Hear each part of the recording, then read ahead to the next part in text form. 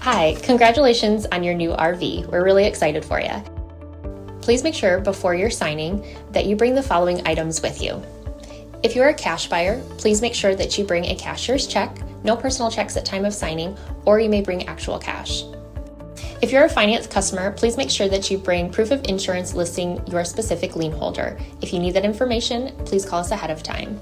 Also, make sure that you bring all valid driver's license of all persons that will be listed on the title.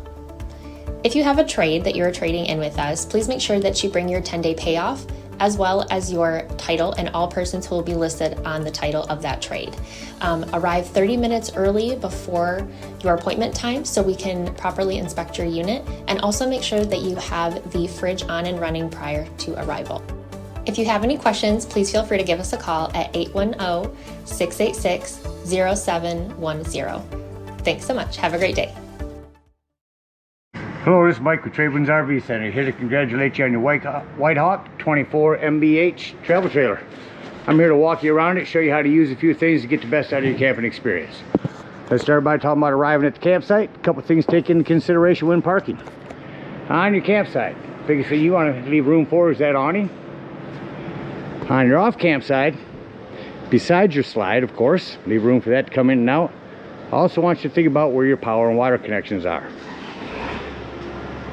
Power is going to be in your back corner on your driver's side of your tow vehicle or off camp side of your trailer, and your water is going to be just behind your tires on the same side. So park accordingly so you can utilize the facilities at the campsite.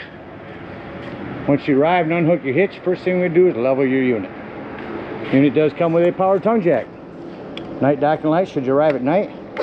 Simply raise or lower until you're level.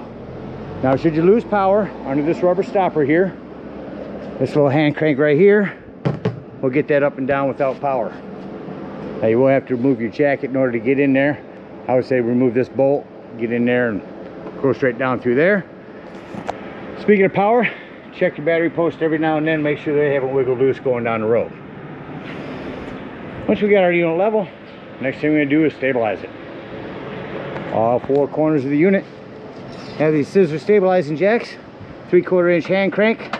Get that on there and run these down. Can use an impact driver or drill gun. Not necessarily, these go down pretty quick.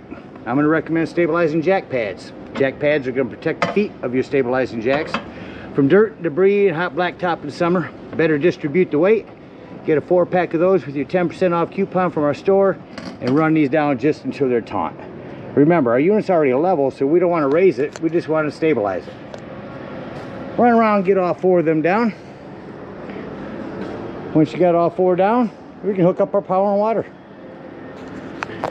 Again, big long 30 amp cord plugs in the back here. It will go in at an angle. Once it's in, turn it to the right and put your gray washer on. Should you need to plug into a 110, in your convenience pack will be a 30 to 15 amp reducer. Get your power hooked up. Let's hook up our water. At campsites, we are going to hook up to city water connection. First and foremost, your water pressure regulator. This water pressure regulator is going to reduce the water pressure to 40 to 50 psi, protecting the lines in your unit. Always use this when you're putting your water in, because you don't know what the water pressure is at different campsites. Hook that up, hook up your hose.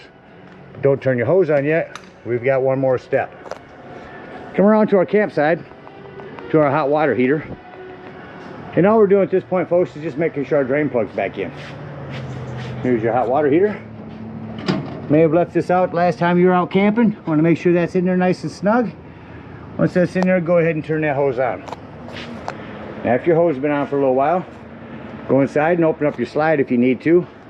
I want you to get in there and open up all of your water taps.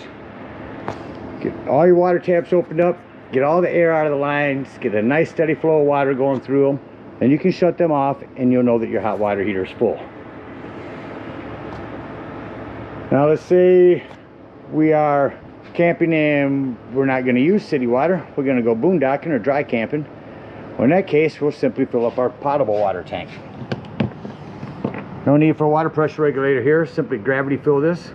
Two ways to tell when it's full. One, there's an overflow valve right here. Or two, on the inside where you check the levels of your tank, there's a fresh button. Once that's full, remove your hose, Put your cap back on, and then whenever you want to utilize that water, you'll turn on your water pump. Don't turn on your water pump when hooked up to the city water. That is already pressurized. All right, we're all set up with power and water. We'll go ahead and walk you around the rest of the unit. I'll start here on the campsite. Behind our entry doorway again is our potable water, our hot water heater. This is a flue for your furnace. Two things on that. One, make sure it's never blocked. And two, if you are running your furnace, steer clear of that. It does get hot. You're prepped for a TV out here. Backer here, cable of 110. Couple outdoor speakers, any vent for your microwave. There's access to the back of your fridge. You do have an outdoor kitchen here. There's your lighting for that. Simply pull this out. Get up underneath. Pull your quick connect hose down. And you will quick connect down here. You have more lighting up here.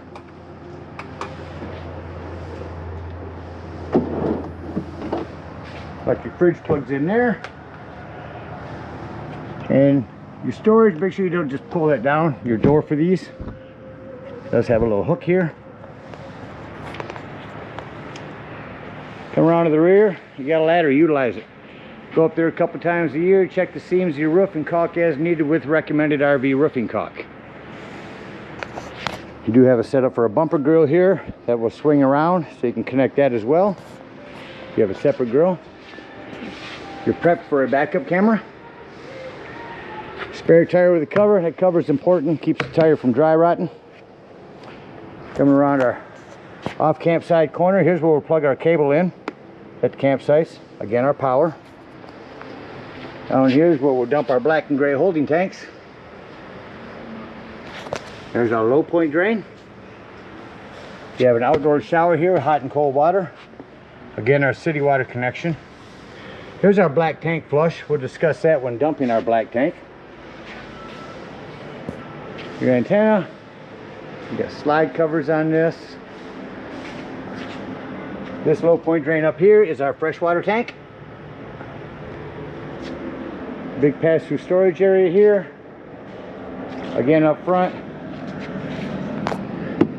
Battery. Your propane does come with a regulator. Lefty loosey to open. Just point it toward the tank you wish to be using. You have a jacket bike rack. Lippard's got a cool video on YouTube. Let's go aerial bike wing rack and how to use that. That brings us around to our campsite front storage with your hitch work in it. That about covers everything out here. Let's go take a look on the inside. Coming up inside the unit, first thing I always like to point out is your fire extinguisher. Make sure that you and everyone that's camping with you knows the fire extinguisher is located by the entry doorway in case of an emergency. Just to the right of that is your 12-volt carbon monoxide propane detector.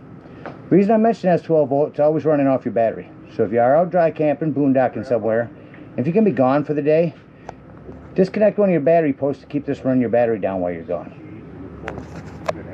Coming up to our left as we come in the doorway is our control panel. Our slide control, our awning control. On your awning, you're only going to want to run that out until you can see that silver bar. Now, if you hold that button down, that will continue to run itself out and past that point. So keep an eye on it. Make sure you don't run it out past that. It'll start running itself up backwards. Up top here is our control panel. Your brand new battery. Fresh black and gray tanks. That's freshwater buttons I said to hold down when you're filling your potable water. Here's where you turn on your water pump if you're using that potable water. Your water heater if hooked to gas. Your water heater if hooked to electric, and it does make a difference. This is your awning light. Other lighting in here.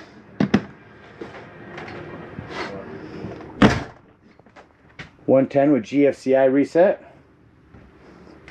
Coming into our kitchen area, we got a self-explanatory microwave, a light and fan for your cooktop. You turn these to light, hit your spark, and when your gas is turned on, these will light up. You do have a pilot light for your oven. Over here, Auto means when you're plugged in, you're running off electricity. As soon as you unplug, you're on gas. If your gas turned off right now, that's why that's flashing. If you're on gas and you see that flashing, then you know your gas is low. 1 through 5, 5 being the coldest over here. Down below your fridge, access panel to your breaker box and fuses. Ton of 15s in there and a 20. Highly recommend having some of those with you when you go camping. The bunk area does have its own privacy. Up top, here's your antenna. Rotate that to the left for travel. Bring it down. Turn it to the right when you're at your campsites. In our bathroom, main thing I want to mention in here, accent lighting, fan, and main lighting. Your fan is a hand crank open. On your shower, you want to make sure that this is snapped closed for travel.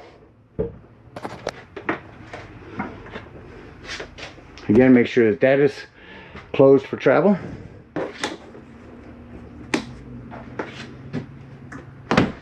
Thermostat here on the wall. Turn your air on real quick. There's your AC. Also has a quick dump. Shut your AC off. You'll notice that'll shut off rather quickly. Now when I turn on your heat, you notice that when I shut your heat off, it'll take a few minutes for the heat fan to cycle through before it shuts off. Got that going. Shut that off. You'll see it'll take a couple minutes. Over here is our TV and sound system. On your TV, if you want it to swivel, reach in here and pull on this. That'll release your swivel in there. The sound system is AM, FM, DVD, Bluetooth, dual zone, indoors or outdoors, or both. Nice sound system. Your table there will fold down. Throw a cushion on top to give you another sleeping quarters here. Smoke alarm up here. I'll show you how to set your bed back up. Got it down into the bed position. Simply lift it back up. And you have a lock on each side.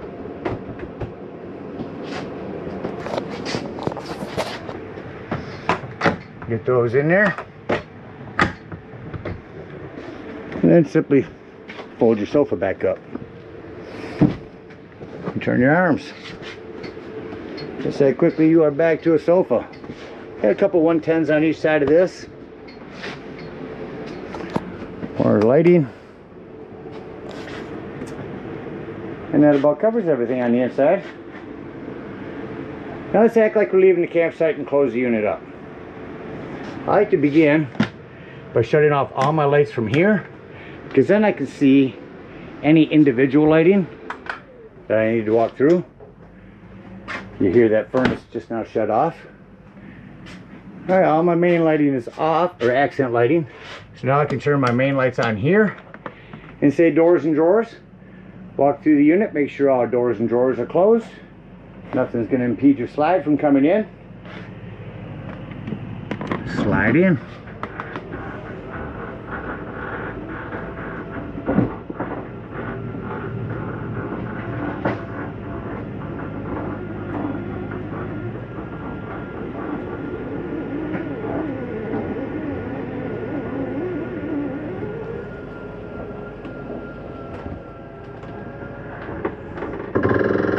I wanted you to hear that noise. That is just the slide mechanism saying I'm in far enough, don't bring me in any further. Shut our main light off and exit the unit.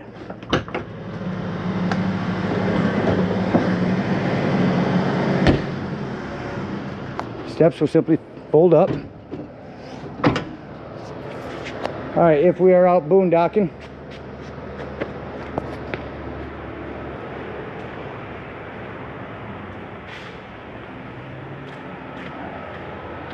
around here and dump our fresh water tank. Bring up our stabilizing jacks and head on home. If we are at a campsite, bring up our stabilizing jacks, unhook our power, our water, our cable, hook up our hitch, and head on up to the dump station.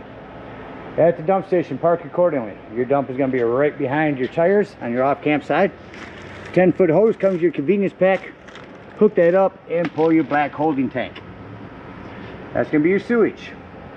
Go inside, check the levels of that, make sure it's empty. Once it is empty, leave that black handle open. Grab the hose at the dump station, hook up here to this tank flush, and let that run for a good 5 minutes. It's going to wash all that nastiness out of your black tank. When that's done, remove that hose. Make sure all that washout that you just put in there has drained. Then you can close your black and pour your gray. While my gray's dumping, I like to go ahead and dump my low point drains. And if I'm done camping for the season, when I dump your hot water, first thing you want to do is lift up on your pressure release valve. It's going to dump hot water out of there, so be careful. When that's done, push that back down or your door won't close. And then you can pull your drain plug for your residual hot water.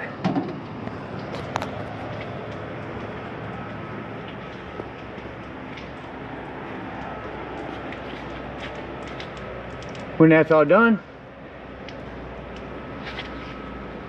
close your gray, take that sewage hose, and conveniently and sanitarily store it right here in your bumper. Again, thank you guys so much for your purchase. Hope you enjoy this Whitehawk for many years to come. Happy camping.